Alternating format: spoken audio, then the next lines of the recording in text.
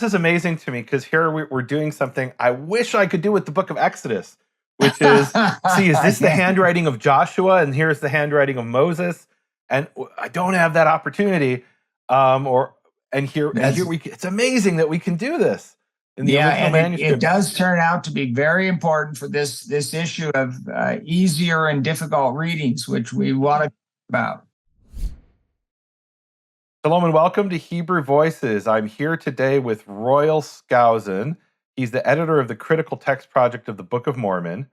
He taught in universities for 50 years, 41 years at BYU, Brigham Young University, 9 years at a variety of other universities, including Illinois, Champaign-Urbana, Texas, Austin, California, San Diego, and a university in Finland I won't attempt to pronounce the name of. Before we get started, Royal, I want to try to convince my audience to listen. So we're going to talk today about textual criticism of the Book of Mormon. And the reason this should be important to my audience, to everybody who's listening here, is that what I deal with is textual criticism of the Tanakh, of the Old Testament, and also of the New Testament. For textual criticism to be valid, there's sort of this assumption that it should apply to any text. And here we're going to take an example that we don't have in the Tanakh or in the New Testament, where with the Book of Mormon, we have literally the original manuscript in English, and then we have a copy of the original manuscript called the printer's manuscript, and then we have two editions that were made under Joseph Smith's supervision, the 1830 and the 1837. And what Royal has done... What's that? 1842. And the 1840s, we have three. So we have an opportunity to do something we couldn't even dream of with the Book of Exodus, with Paul's epistle to the Galatians, which is to compare the original manuscript with a second manuscript, which was a copy, and then other editions, in this case printed editions, that were made under the supervision of at least what I would say was the author, Joseph Smith Jr. So with that said, Royal, thank you for coming and joining me on this program. I'm so excited. And one last thing in this pitch, guys, just so you understand who we're dealing with here, this is the Emmanuel Tov of the Book of Mormon. I mean, I don't think that's an exact... No, really. I mean, you're the guy. So the fact that you're joining me on my program, I'm really honored. I did have Emmanuel Tov on the program as well. All right. So let's give the audience a little bit of a background, though, because I don't know that everybody in my audience understands what the Book of Mormon is, and more specifically, how it was produced in 1828 and 1829 in manuscript form. Well, I think it's, basically you can say it's a religious history of some peoples that came from Jerusalem about 600 BC.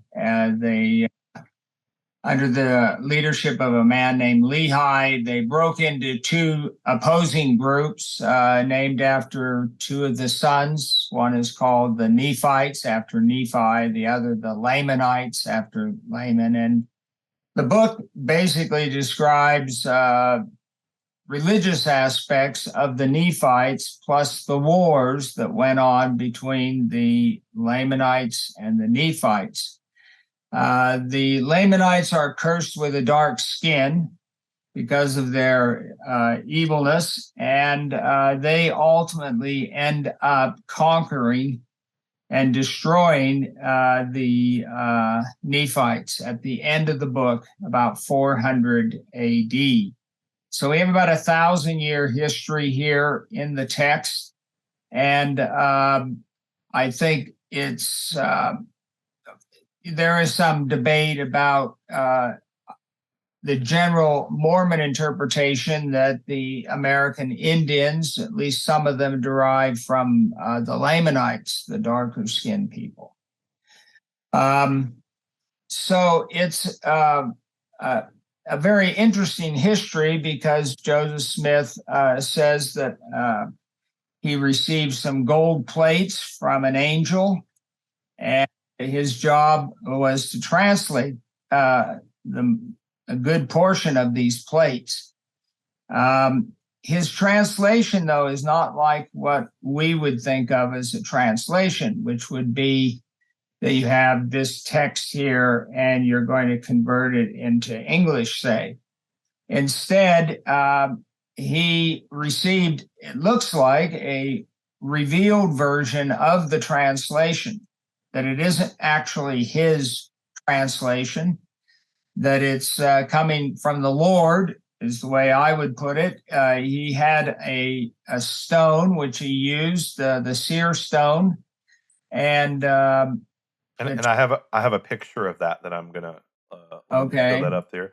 And just for the audience to understand, so I'm Jewish. I'm not a Mormon, but you are a believing Mormon, and part of what you're presenting here, and in a sense, can I say you wear two hats? Because I said that about myself. I'm a believing Jew, but I also work as a textual scholar from in a sense, a naturalistic perspective when I'm looking at the medieval manuscripts of the Bible. Would you say that's how you approach it as well? That you have your faith aspect? Yes, this critical text project is not some project of the religion faculty at BYU. In fact, for those 41 years, I was in English and then in linguistics at BYU. So I'm a linguist. I consider the text strictly from a linguistic textual point of view. Okay. And all right. But I do find evidence of what witnesses said and what's in the original manuscript, that indeed the text was being, in some sense, dictated. It was being given to Joseph Smith, and he was dictating it to his scribes. Okay. So let me show a picture here of the go ahead. stone. I'm going to show a picture here of the stone.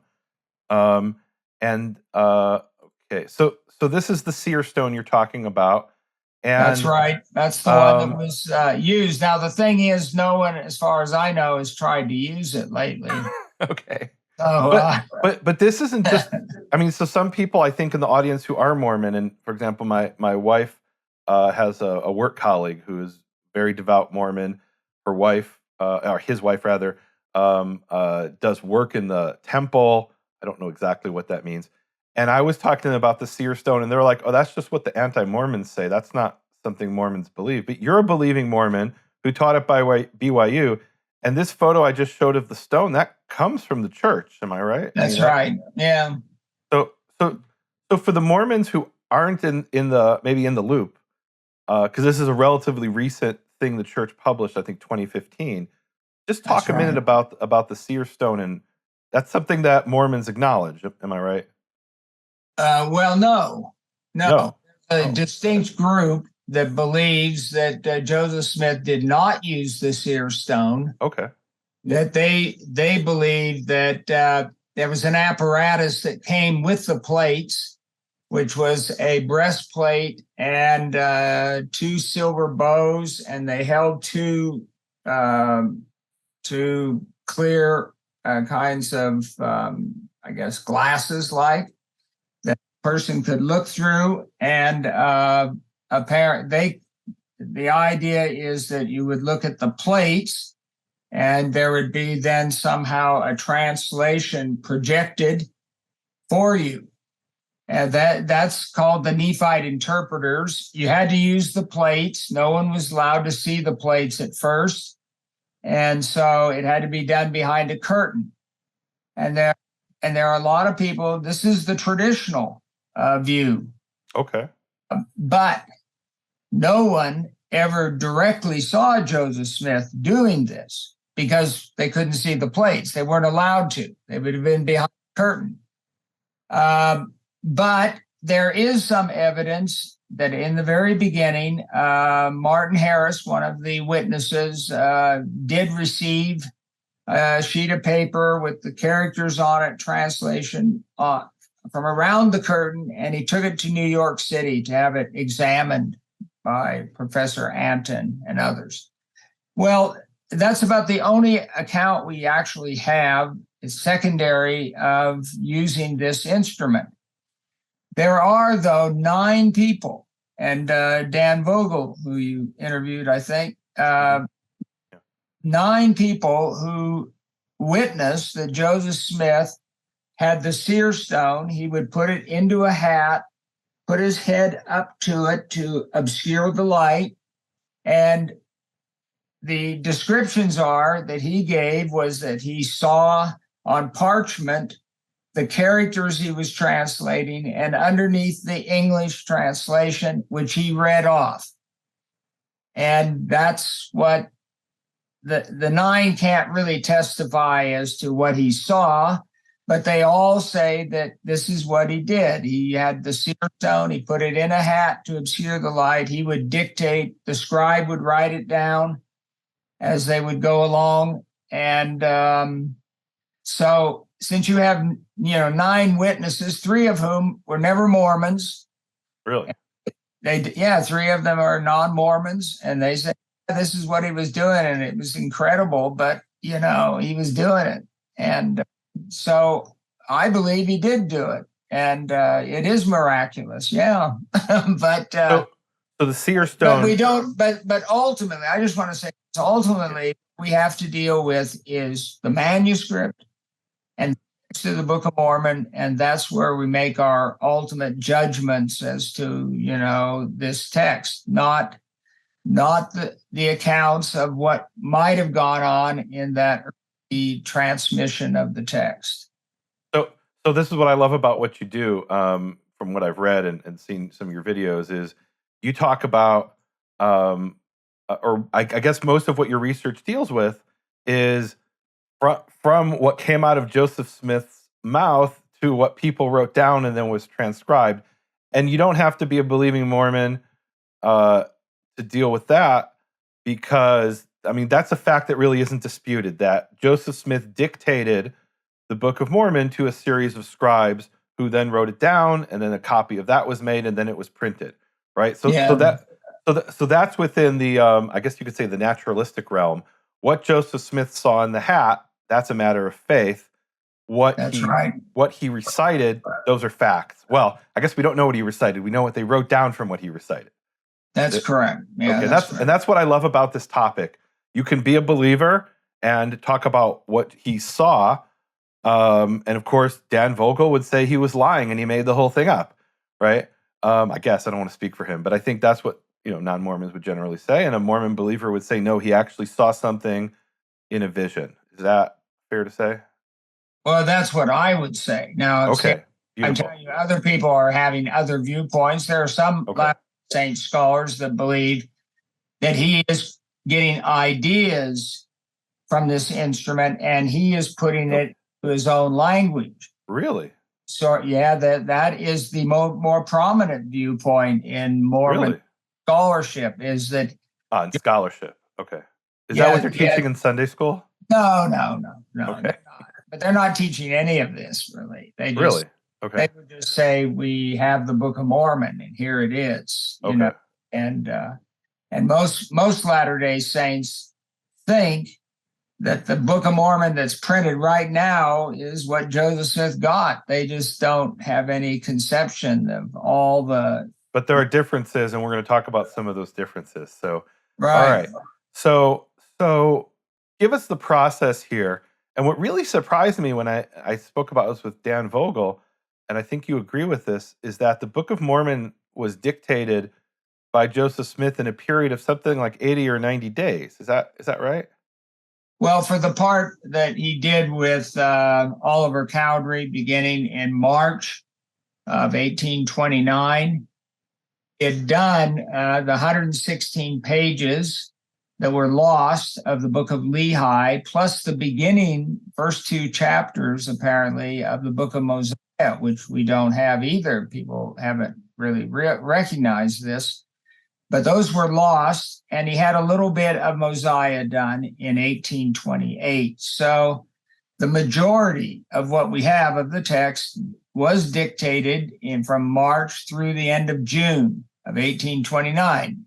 And that's it's not disputed, I don't think, by anyone. So if he is creating this text out of his own mind from ideas, it's pretty miraculous.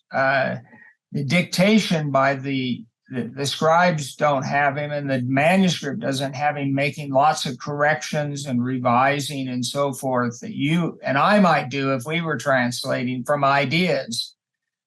So that's one reason why I believe he was actually being given the text and he was reading it off. Now, some people don't like this. They think, oh, that's too easy. But I don't think you have anybody claiming that kind of revelatory nature, even of biblical texts, that maybe there are some, but, just the text is being given straight to the prophet to write down, Mm-hmm. So what I was taught, I was raised as an Orthodox Jew. And what I was taught is Moses went up to Mount Sinai for 40 days and 40 nights, and he came down with a scroll. And that scroll was the Torah. Now, what about breaking the 10 Commandments? Well, no. So he also came down with the tablets, but he came down with this scroll. Okay. And there's a description that when he wrote about his own death in Deuteronomy 34, he wrote it with tears pouring from his eyes. Now, as an adult, I read that, or even as a teenager, meaning I read the Torah, and I'm like, that's not what it says. It doesn't say that he came down with the scroll. It says he came down, like you said, with the tablets. That's right. And you have the phrase that's repeated throughout, particularly Exodus, Leviticus, and and Numbers, rather, which is, "And the Lord spoke to Moses, saying," and the way medieval Jewish scholars described it was that each one of those sections where it says, "And the Lord spoke to Moses, saying," was a separate scroll, and meaning a separate piece of parchment, or leather, actually, probably not parchment, and that somebody came along, meaning somebody being Moses or Joshua, and sewed them together. And that's why, for example, Numbers 9 takes place before Numbers 1, because they were sewn together maybe thematically rather than chronologically, right? That's like, for example, what Ibn Ezra in the 12th century describes. So you have this sort of fundamentalist view, which is taught to children, and then you have Jewish scholars in the Middle Ages are like, well, we're reading the Torah, and that's not what it claims. Then you have the secular, modern secular view that says, for example, Reform Judaism says that the Torah was made up of 4 different sources over hundreds of years that they assign letters to, JEPD. What's amazing to me about the Book of Mormon is nobody claims today that it's made up of different sources written over hundreds of years, but it was dictated by Joseph Smith, whether through revelation or through his imagination, depending who you are, over a period of a few months. So that to me is amazing. Right. That's amazing. That's pretty well, I think, acknowledged. Trying to get a hold of that and what it would mean for a human to do it, or for Joseph Smith to do it, or whatever is a more difficult question. And I think the text is way too complex for it to have been Joseph Smith's mind. Particularly when Stan Carmack and I have found all this evidence for the language of the text centering in the 15 and 1600s of English, and not King James English, but just 1600s English. And it's not upstate New York dialect either, so it's a very, a lot of people have lots of opinions over this issue. I'll say that much. Well, and I think one of the things that, let's say my non-Mormon audience won't be aware of is that the style of the Book of Mormon is not the English of the 19th century of 1829. You have a lot of King Jamesian phrases, and "it came to pass" and "wherefore" and things like that. Yeah, but you're saying there's parts of it which aren't the dialect of the 19th century and don't come from the King James Bible as well. Is that right? Yeah, there's phrases, a lot of them have been removed because they didn't make sense. There's one place where "but if" is used, meaning unless. And in 1920, James Talmage replaced "but if" with "unless," because he could tell from the context it means that. But if he had opened up the OED that was in the process of being published, he could find "but if" meaning unless up to the 1600s. And it's sitting are in the original text, and it's sort of just, well, it's sitting there. All right, so I want to get into some of the nitty gritty here, because Yeah. we have the original manuscript, which Joseph Smith dictated to a number of different scribes, and then we have a copy of that, like we said, called the printer's manuscript, and then we have the first edition of 1830. So I want to show here something that you've shared, which is the original. And actually, before I get to the original manuscript, how do we have the original manuscript? Because that's a story in itself. Well, that's why it looks like a Dead Sea Scroll. It is fragmented and broken up because Joseph Smith put it in the cornerstone of the Nauvoo House, a hotel that was being built in Nauvoo in 1840. That's Nauvoo, Illinois. Yeah, Nauvoo, Illinois, and it sat there for 41 years. Mm-hmm. And the seal had broken, and water got in, and mold ate most of the manuscript up, and there was probably 30% left. And Lewis, and here we have a picture. Tell me if this is correct. This is the. That's right. Picture. There's the cornerstone. So this is the actual stone in which Joseph Smith placed the Book of Mormon. And you're saying water got in the original manuscript, and water got in. The seal broke. Yeah, it was a hot lead seal they put around it. Okay. The real problem was that he thought he was preserving it. Of course, he was guaranteeing its destruction by putting it in there. But Bideman, after his wife died, who was Emma Smith, Joseph's wife. After she had died, he said, I'm going to finish that building out there. And so he started tearing things apart. He came upon the cornerstone. He didn't know it was there. Opened it up and found that some of the middle portion and the very top had been preserved in all this mass of, being eaten away and so forth. He gave away most of it to LDS people. He wasn't a Mormon. And he gave it away to LDS people that he thinks showed respect to it and weren't just interested in monetary aspects of it. So that's what he did. And most of that, 25.5%, have ended up in the LDS church archives. A lot of it is fragmented. And part of my job was to take some of the fragments that were owned by other people in the Salt Lake area and put them together. But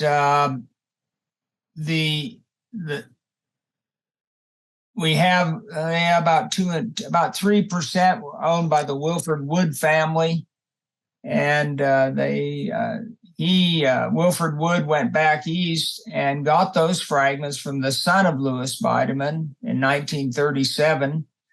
So some of the fragments were discovered only later. There's some of the fragments from the last two leaves. The main owner of that had received this material from Louis Bideman was going to give them to the church about 1950. And he lived in the Hotel Utah, and he was there talking to the housekeeper, who was LDS, explaining to her what he was going to donate. And the fragments fell on the ground from the last two leaves. And she picks them up and hands them to him. And he says, oh, you keep those. You keep those. So the family has these fragments, and they've been divided up amongst family members, 5, 6 of them. But we've been able to track them down and photograph them and everything, and some of them have been donated to the church. People have kept these things. So the history of this is really, something almost like some of the Dead Sea Scrolls, where yeah. Well, it reminds me of, let's say, like the Cairo Geniza or the Aleppo Codex, where, let's say, the Aleppo Codex, the most important manuscript of the Tanakh, the Hebrew Bible. We have 2/3 of it at the Israel Museum, and 1/3 of it was believed burned, but now it's believed that it was stolen or taken and it might be sitting somewhere in South America or in Europe. Oh no, And there was a taxi driver in New York who was from Aleppo, and he was a Jew who fled from Aleppo, and he walked by the synagogue of Aleppo the day after it was ransacked in 1947 by Muslim mobs, and he picked up 2 pieces of the Aleppo Codex and he walked around with them in his pocket for decades. Oh, And when he died, his wife sent them into the Israel Museum. So we have 2 fragments that were believed of the section that was believed destroyed, and that gives and a track to it. Yeah. Oh, it's they're extremely important because they're from Exodus, and most of the Torah portion of the Aleppo Codex is missing. So they're a really important witness to the Aleppo Codex. And then we have a photograph from a guy who was traveling through Syria in the 1800s, and he bribed the synagogue official in Aleppo and took a photograph and published it. And that's from one of the missing pages. So we have so yeah, you interesting get parallels there. Yeah. All right, I want to show a page here. I'm going to do the share screen. So here we have page 4 of the original manuscript. Tell us what we're looking at here. I labeled the different scribes, but tell us, how do you know there's different scribes here? Well, Oliver Cowdery has a very fine hand. One particular characteristic is he always writes out AND with an ampersand, unless it's an initial chapter one, which is a capital A, then he'll write it out capital AND. But otherwise, it's got that. And it's, after you've studied his hand for decades, you know it. The next one down below took some time to identify. It's John Whitmer. This means that the first part of the Book of Mormon is actually translated last because it covers the portion that had been lost of the 116 pages. So John Whitmer is one of the Whitmers were the people that Joseph Smith was staying with and doing the finishing up the translation, and he acted as a scribe. And they always begin where there's a break in the text. They don't do it in the middle of a phrase. So, and it came to pass. Here, let me zoom in here so people can see the transition. And this is the part when I looked at it, I got it wrong. And so now I've corrected it. So the AND is Whitmer, and it's true the first 3 words, the quill isn't giving out the ink properly, probably.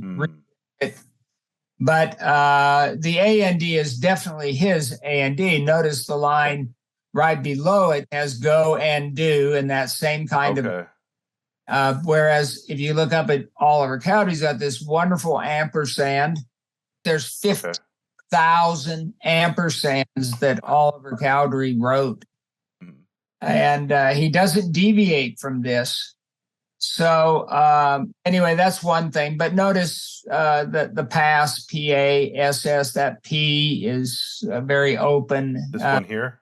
The elongated S, that's a sign of the Whitmers. The Whitmers were of a German background, and they like to use this double S like that. So this says PASS.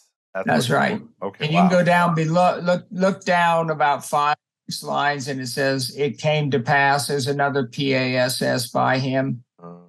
Okay. Came to pass. That's almost like the German S said. Is that kind of what we're? Yeah, that's right. It's being influenced by that. Okay. Wow. So this is why is this so much thicker? Why is John Whitmer's writing letters? Is it a different pen they're using, or is that how he holds the pen? I don't know. Oliver Cowdery always liked a sharp quill, and you can see that one. So it is a different pen. It's not quill. Necessarily. But I think the basic thing is that he's dipping it with getting more ink on it. The John Whitmer. And so notice the first 3 words, and it came, are Oliver's. That's why you interpreted it that way. Right. Level of ink. But that was probably because he was using the quill of Oliver to continue. Yeah. But I mean, this is amazing to me because here we're doing something I wish I could do with the Book of Exodus, which is, is this the handwriting of Joshua? And here's the handwriting of Moses. and I don't have that opportunity. Here it's amazing that we can do this in the original manuscript. It does turn out to be very important for this issue of easier and difficult readings, which we want to talk about, I think. We'll definitely get that. So now that we have this up and we're looking at the word "and," I know that you talked in one of your lectures about that there's a forgery of I think it's a bifolio or a leaf in what is it, University of Chicago? Two leaves from Chicago, and it's a very interesting document. It came out during the Mark Hoffman period of forgeries in the early 1980s. But the church bought it for a considerable amount of money. I do not know the exact amount, so I'm not going to speculate, but they paid enough to keep you and I going for a while. And they believed it was legitimate because there were these provenance statements that went with the document suggesting that it had somehow got into the library in 1920s, but there was no actual donation information of who gave it or anything, So the historians like it. It's totally bogus because it is full of errors. That I won't call them errors. Let's say unique properties that I have never seen before. It's in Oliver Cowdery's hand. So I got the photographs of it and I had it at home. My wife, who had worked with me on the printer's manuscript in Independence and was really familiar with what it should look like, she looked at that document and said, "Oh, that's a forgery." Wow. Just looking at it.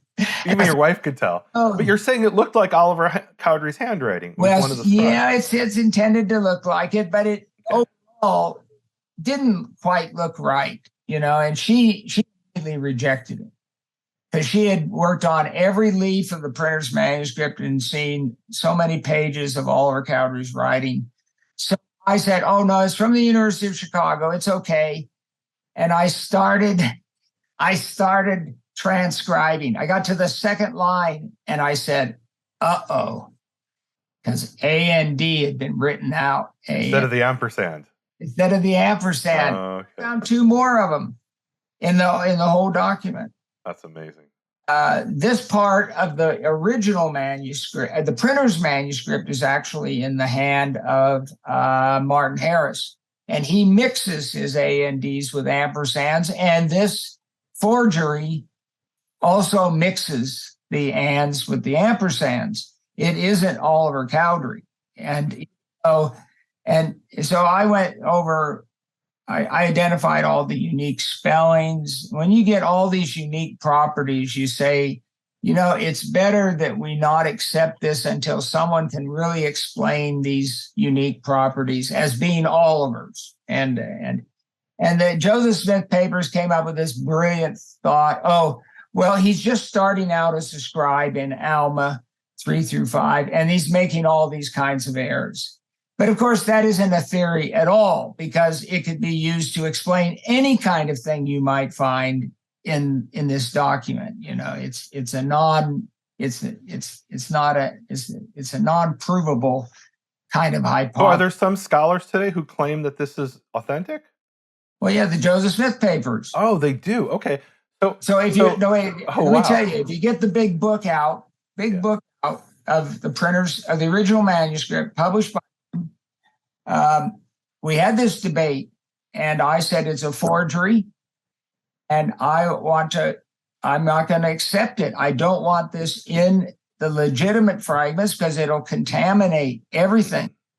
And they said, no, the provenance statements. So I said, look, if you want me to be an editor of this thing, and you can't use certain photographs of the original manuscript unless I am. So you're going to have to agree that I will write up my own section against the two leaves, and you will write your own section against the two. And they said, oh, we've never done this before. We've always had the editors come to some kind of agreement. I said, well, we're not going to have that here. We're going to bring the argument out to the readers and let them see it. So they did theirs, and I did mine. The review board thought it was brilliant.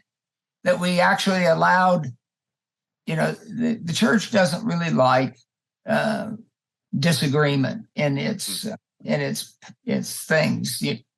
But so this is a good opportunity to explain to the audience what a critical edition is, because what you created is a critical edition, and some people think critical means you're criticizing the text. yeah, I know they So, do. so explain what that means. Well, it just means judgment. It comes from the Greek word krites, meaning judgment. You're making a judgment as to how the text should read. You're also allowing, a critical text allows notes for the reader to see the alternatives. So they can make a judgment if they wish to take a different position, looking at the apparatus and what the variants are. So a critical edition is one that allows the reader to see the evidence for the reading. One of the readings is selected in the text, but the other ones are in the apparatus. So, and look, we have that for the New Testament. There's the Nestle Aland, I believe we're up to 28, right, where if you read the Greek text, and on the bottom, there's a bunch of notes that say, in some manuscripts it has this word, and in some manuscripts, right, this verse is missing. Or this, let's say there's what's famously like the long ending of Mark isn't in the early manuscript. That's right. So you did that for the Book of Mormon, and we have that for the Tanakh. We have the BHS and now the BHQ, which, quite frankly, aren't nearly as sophisticated as Nestle Aland. We had somebody in 1776, Benjamin Kennicott. He's the last one to do like a very thorough critical edition of the Old Testament. So we're a bit behind the times when the Old Testament studies, but it's a lot harder in many respects. I know the Greek have all these manuscripts and fragments and stuff like that, but like the Hebrew University Bible Project is doing that for the Old Testament, but they started in the 60s and they're like 5 books in out of 24.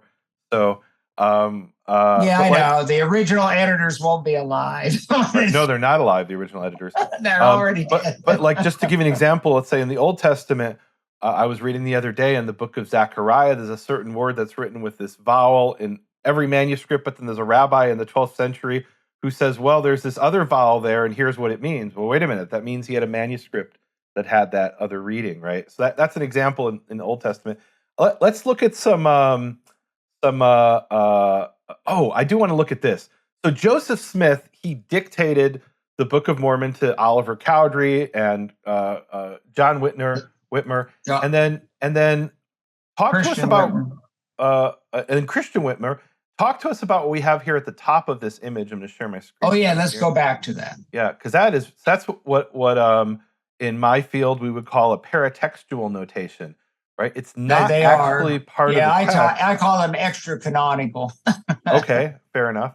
So when Oliver Cowdery's taking down dictation, the first page here, actually we're missing 1 and 2, the very beginning of First Nephi.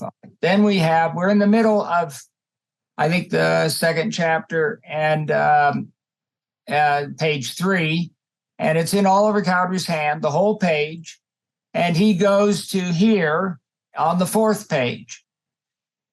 Then he stops and John Whitmer takes over for all as we know the first time. Now, that may not be the case, but it's the first we have of John Whitmer, and he will go on to the bottom of the page. Now, he was supposed to write, when he was done, a notation at the top, the header, telling what this page was about. And he never did write them. His brother, Christian Whitmer, wrote every one of them. So Nephi goeth up to Jerusalem to bring probably back the plates or something. But so he wrote it. So Christian Whitmer, when the main thing that happens is, except for this exception, we can generally find the last person writing on the page writes the header. So it means they don't know in advance what it's going to be about. They write it all down, and then the last scribe decides. But John Whitmer would not do it. And he was, there's sort of a resistance. I don't know what it is. But Christian Whitmer did it for his own stuff, and he does it for his brother. And Oliver Cowdery, if he ends a page, will write the header, even though there may be another scribe up earlier on the page. So you call this extra canonical. Is that you saying that these are Christian Whitmer's words and not something dictated That's correct. by Joseph That's Smith? Christian Whitmer. Now, the very first one, we could not read it first. We could not read it. It was so difficult. But finally, Robin Jensen, my co-editor, was able to get somebody to make an image that it actually read. We could read it. And he brought it down to me on his computer, and I read it off. And I have it. It's actually, hold on. Wait, so how do you know that Joseph Smith didn't dictate those words at the top of the page? You have some hint at that somewhere? There's sometimes they put in unique things about that don't exist elsewhere in the text. For instance, there are these people called the anti-Nephi Lehites. Right. Never Lehites. You would expect maybe Lehites, given the Book of Mormon. Well, when Oliver Cowdery wrote the header for that page, he put anti-Nephi Lehites. It's not Joseph Smith. It's the scribe just writing down what he thinks it ought to be. Often it's etc. The only thing that's in the header is etc. It means it's whatever they were talking about, the wars, usually the wars, etc., etc. So I don't think it represents in any way something Joseph Smith was telling them. Are there some scholars who believe that is part of the revelation? The thing. Well, I haven't heard of them, but you never know what's out there. Right. So I want to show what's on the website of the Joseph Smith papers, and you have something which is a better image. You're saying, kind of cool. So this is page 3 at the top. Well, there's the top where you can't read it. So this is the one you can't read. But they did an image where you could read it, and it's supposed to be put online now. And it might be, and I just don't know where it is. It's possible. I don't know either. I haven't even looked, but they keep. But let me. So this is the header that's illegible, but you have a better photo. No, I don't. Oh, you don't. The photo I took it off of, Robin Jensen had. It was another one they had taken under certain. They try to do different ultraviolet settings, so forth. I'll tell you what it reads. It's I put it in the book. Nephi cries unto the Lord for his brethren. And if you come into the text, it has that Nephi cries unto the Lord for them. And so, so that's with a different wavelength or something of ultraviolet. Is that what we're saying? Yes. It had to. I don't know how he got it. Frankly, I had not been able to. I'd only been able to read the word brethren. Only brethren. I really couldn't read. So my transcript in my book in 2001 has brethren. There. But it turned out to be right, and it's virtually Oliver is just copying what he found. Something it wasn't really the main idea even. On that whole page, but it was something he just put out and he put it at the top of it. Gotcha. It's done. So well, let me go back to a second to the leaves from University of Chicago. So has anybody done a test on the ink to see if it's the same ink that Oliver Cowdery used in other places? Well, they test the ink for its time period and various things like that, and the paper too, and it matches the time period. But Mark Hoffman, the forger, was well known to go into libraries and cut out end sheets from books that dated from the 1830s and so forth. So he would always pass the paper test because what he did the forgeries on. To get the ink right in his forgeries, he was caught by this. He was heating the inks, and it would oxidize and thus get an older time period. But the problem was that when he heated it, he did it too fast and caused the ink to crack. Okay. Because forgeries had cracked ink, which is not a characteristic of documents. It's faded, oxidized ink, not cracked ink. So what about the University of Chicago pages? Do they have cracked ink? No, they're it passes some of those aspects. Wow. But if you read my analysis, there's all these misspellings, all these. It's a bad text. Almost everywhere else, the original manuscript is better than the printer's manuscript.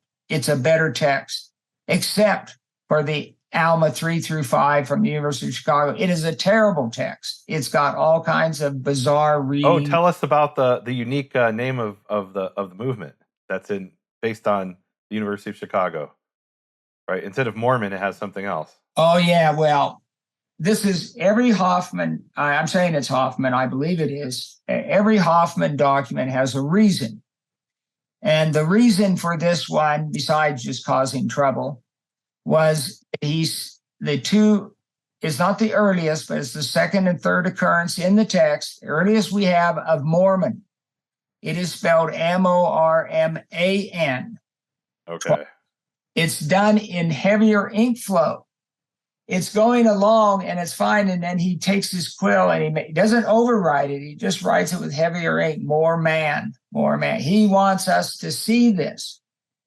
And if we followed it, we would have to say we've discovered from the original manuscript that the real name of our nickname is Morman, So do you think he was doing that to cause, and Mark Kaufman was this forger who actually killed people, didn't he? I mean, he was ultimately, to prevent people from revealing that he was a forger. So was he doing this to make it more valuable, do you think, or really just to cause trouble? Or both. If you're saying this is a document that's got the original spelling of Mormon, that will help. But I think a lot of it was pernicious behavior. For example, I can tell you an example. Yeah, go ahead. There's an 1830 Book of Mormon at the University of Utah.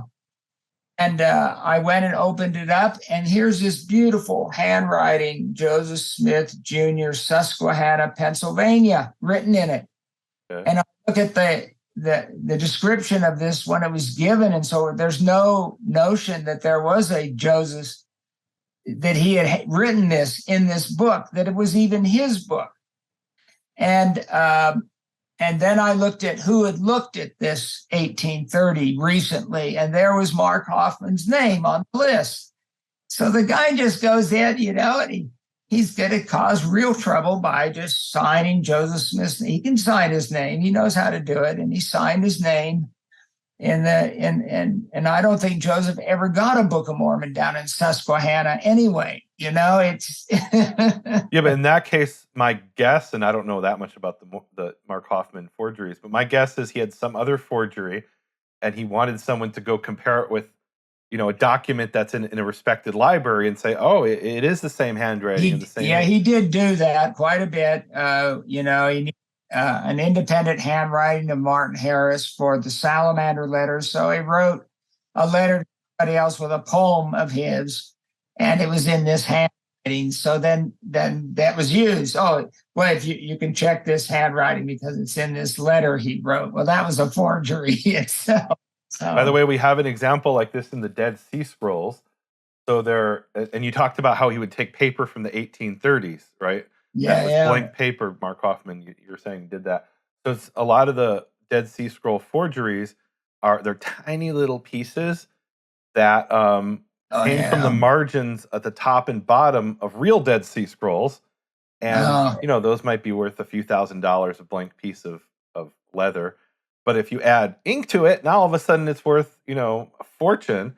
And one of them that is believed by many scholars to be a forgery is in California, I want to say, and there's a place in the book of Deuteronomy where it mentions Mount Aval, and in this fake Dead Sea Scroll, instead of Aval, it has Gerizim, which is what's in the Samaritan version, right? Now, if you just written Aval, that'd be worth a lot of money. But to say one of the original Dead Sea Scrolls has this textual variant, now all of a sudden it's worth a fortune. So you're saying Yeah. that's what the Mormon thing is, that he's, or I'm wondering if that's why he did it, to make it worth more. Well, the thing is, the church knew about it and they just ignored it. Okay. Well, that's an interesting question. So what is the approach of the, and I guess the official name is the Church of Jesus Christ of Latter-day Saints Yeah. in Salt Lake Right. City. What is their approach to what you're doing, to your critical text project?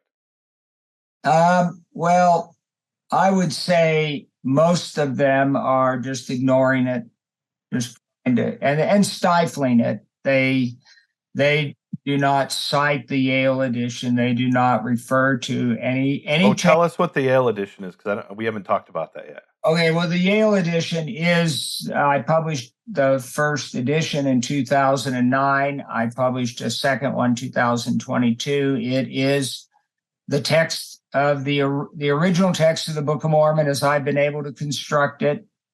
We don't call it the original text because you really can't be sure of that, even though we textual critics love to say, I have got the original text. So I called it the earliest text because it was based on the earliest sources. And at the back, it has an appendix of about 700 and some of the important variants in the history of the text. It isn't a list comparing my edition versus the church's edition. In fact, in many cases, we agree, but it's just what are important variants in the history of the text. So the Yale edition does one. It's got all the bad grammar, which people have complained about, and Joseph Smith tried to remove, and it's all in there in the earliest text. Tell us about the bad grammar, because I think the audience, like, in them days. Tell us, what is that about? In them days is about 2 or 3 of these in the original text, and there's they was yet wroth. They was yet wroth is in the original text, and they've been removed, and for a standard edition, there's no sense people reading, for most people, just to read something which will stop them and make them think about the language rather than what's the story, what's going on. So the church hasn't, has accepted Joseph Smith's attempt to clean up the bad English. And he made, in 1837, he made lots of changes to the text. 2% of them removed bad English, 2% of his changes. When you say bad English, so you're a linguist, so linguists don't make judgments like that. Well, it's my neighbors that make the judgment. If they're they was yet wroth, they'd say, what have you done, Brother Skousen? You put a bad English thing in our Book of Mormon, And I said, no, it was there originally, It would be something that they would consider dialectal, yokel, country folk, whatever. So in other words, the Book of Mormon has forms of English that maybe that's the way Joseph Smith talked. Like, instead of in those days, he would say in them days. Is that the explanation? Well, that is how people have interpreted that. Okay. My colleague Stan Carmack, who's a linguist, started studying all the bad English, so-called, in the Book of Mormon, and discovered that it was all found in academic writing in the 1600s. You get examples of in them days in academic writing in 1560. So we have come to the hypothesis that the text is not Joseph Smith when it says in them days, but in fact it's reflecting this archaic English that's would be prevalent in 1600s, even accepted. It wouldn't be considered bad English. And I want to give an example here. So you're the expert of English, so you'll correct me if I'm wrong here. So, a lot of native English speakers in the United States, instead of ask, they say axe. Yeah. But there was a time when axe wasn't wrong. That was just a way that people spoke. Isn't that right? Well, yeah. In Old English, you had both of them, ask and axe. King Alfred used axe. And then it became, in the United States, it became isolated with speakers in Appalachia and so forth. and black speakers use it. They didn't invent it. Some people think that it's Black English, but it isn't. It's just the derivative of this. And when was King Alfred who spoke that way? He said Acts. Well, there are lots of. When was it? Like what century? I don't know him. Well, King Alfred is about 800 A.D. So in 800, people were saying Acts, and when and ask, it was and ask. Okay. Some people would say ask. Originally, it was ask, and in Old English, it developed a variant ax, which is easier to pronounce. And so for a long time in English, you had both of them. Right. And but the Book of Mormon doesn't have any examples of. No, but when it says in them days, it's not that it was wrong. It's just that's how some people spoke. Is that fair? That's right. Well, okay. And actually wrote in academic writing in the 1600s. And that's really hard for people to get. The Helsinki people, when they did these big data studies and they came across in them days, they were shocked. They thought, oh, only Hicks in America say in them days. And that was one of the accusations. There was the guy in, I want to say he was in Ohio, who wrote the first critique of the Book of Mormon, and he says it was written in Yankee vernacular. Isn't that? Yeah, that's right. And you see enough of those, you would say, oh, this is bad English, and it's just Joseph Smith. It's just Joseph Smith. That's, Stan Carmack and I have taken a really strong position that those don't represent Joseph Smith's bad English. So, there's so much other of the archaic language that is Joseph Smith's language, but it's in the Book of Mormon, makes us think we ought to accept these too. Thank you so much for joining me in this fascinating conversation. There's so much more we didn't get to, and I hope we can do a follow-up with other maybe. Where is this institute that you built of the Hebrew Bible? Where is it at? So the physical location is in let's say the mailing address is in Bedford, Texas, which is a suburb of Dallas. But we have people involved in the institute virtually. Well, I saw their names. They look pretty legit. They're very legit. We have someone at Cambridge University in Jerusalem. Emmanuel Tove is on the board of advisors. So we're creating a worldwide network of, and really my dream for the Institute for Hebrew Bible Manuscripts is to do for the Hebrew Bible what you've done for the Book of Mormon. I don't know if we could. It may take generations to do that because we have a lot more manuscripts, right? But if someone is, I look in Biblia Hebraica Stuttgartensia, and it'll tell me in the little note that there's, a dozen manuscripts that have a different reading. Really, where are those manuscripts? And what are the readings? and does it? Well, it'll tell me what the other reading is, and I'll look at those manuscripts, and it won't say what they claim it says. I know. And so my dream is that somebody can pull up the biblical text, the Hebrew Bible text, the Old Testament, and click on a word and see every manuscript that has that, and they can see it for themselves, and you'll need to know some Hebrew for that, right? But it'll pull, you'll be able to pull it up for yourself and see that. There's a project doing that for the New Testament, and they have about half the manuscripts already. But we have nothing like that for the Old Testament. You must transcribe every one of them separately. Absolutely. Well, they're working now on collation, putting them together, because otherwise you're gonna create a monster where you're saying, "Oh, this is like this manuscript," and I'm going to just go through and find the differences. I tried that. Yeah, I screwed up really bad. So we have the monster. It was created by Benjamin Kennicott in 1776. And he compared around 600 manuscripts. He also included printed editions, so they're not all manuscripts.